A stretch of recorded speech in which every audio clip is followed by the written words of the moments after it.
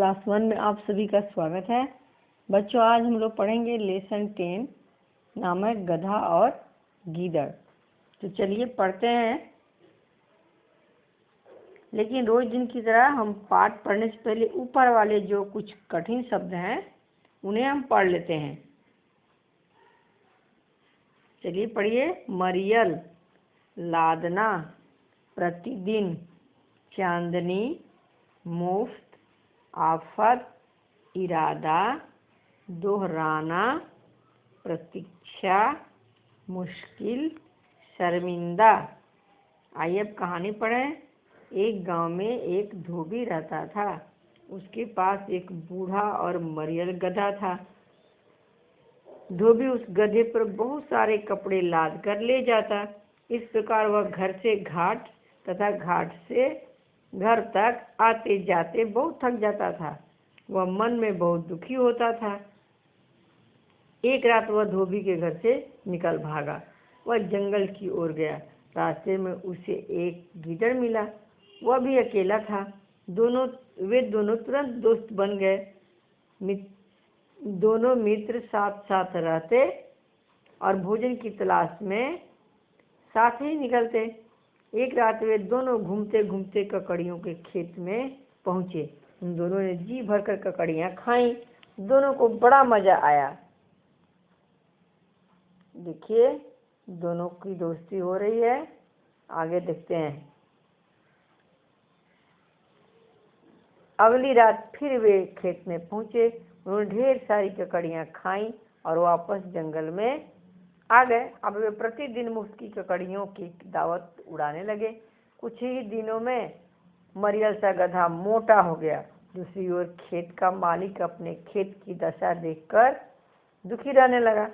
एक रात ककड़ियां खाने के बाद गधे ने गीदड़ से कहा, प्यारे दोस्त, कितनी अच्छी चांदनी रात है।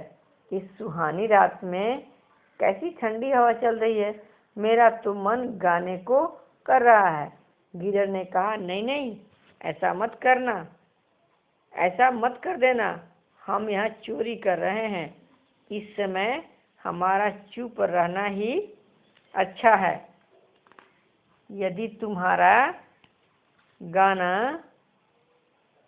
खेत के रखवालों ने सुन लिया तो बड़ी भारी आफत आ जाएगी।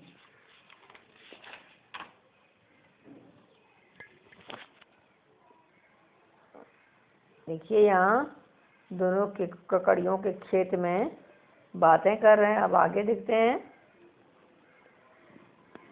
तुम कैसी बातें करते हो। ऐसा प्यारा मौसम कभी कभी ही मिलता है। मैं तो एक सुंदर सा गाना गाकर ही रहूंगा।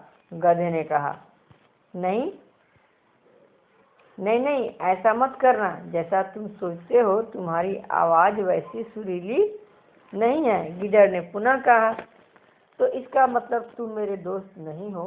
तुम मुझसे जलते हो। तुम्हें संगीत का क्या ज्ञान। मैं तो अवश्य ही गाऊंगा। गधे ने अपनी बात दोहराई। मेरी बात मान लो, अपना गाने का इरादा छोड़ दो, नहीं तो खेत के रखवाले तुम्हें ऐसा इनाम देंगे जिसे तुम जीवन भर याद रखोगे। गीदड़ ने कहा, तुम मूर्ख हो।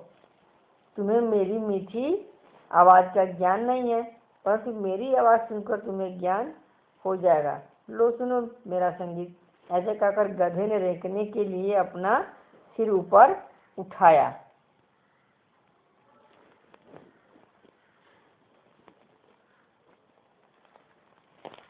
ठहरो मित्र, ठहरो। पहले मुझे खेत से बाहर जाने दो। मैं बाहर तुम्हारी प्रतीक्षा करूंगा। यह कहकर गीदड़ खेत से बाहर निकल गया। गीदड़ के जाते ही गधे ने अपना मुंह ऊपर उठाया और ऊंचे स्वर में गाना शुरू किया। गधे के रेंकने की आवाज़ सुनकर खेत के रखवाले हाथ में डंडे लेकर खेत की ओर दौड़े।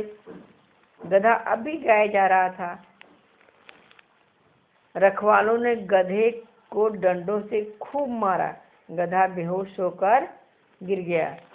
होश आने पर